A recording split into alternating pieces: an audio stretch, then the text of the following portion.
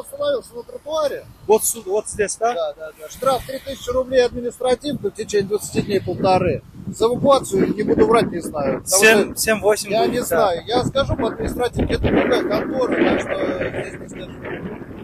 Вообще-то тут тротуар, да. Вот, вот он знак, тротуар.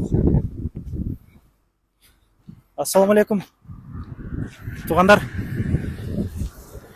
Машина прям ол жерде тұрған. Бұл жақта тұрған екен. Бұлдан бір шорын құрған біреуінің машинасы да. Тұр емес, парковка қылғанда кім болғанда дағым. Я слышал, 300 000 штраф будет. Не такой? Не, это за газон 300 000. Это не газон. Нет, конечно, это тротуар. Административка 3000 рублей, в течение 20 дней полторы. А за эвакуацию, извини, не знаю. Спасибо вам. Жақсы болуды да, не болғанда дағым. Жақсы іш болуды.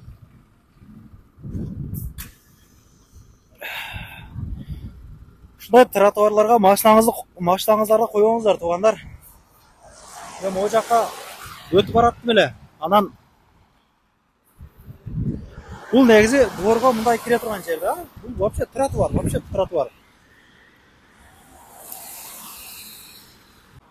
Видеоны тартқанға чейін бір-екі такси достарым бар еле. Егер такси машинаны тротуарға қойып қойсам не болады деп сұрасам, алардан біліп-білбейлі 300 000 штраф болады деп қойды да. Анан қызық болып барып сұрадым да. Не болғанда да етият болойлық, туғандар. Тапқан ақшаны штраф төлеп жүре бербей. Тротуарға өзі қойбаш керек да негізі вообще.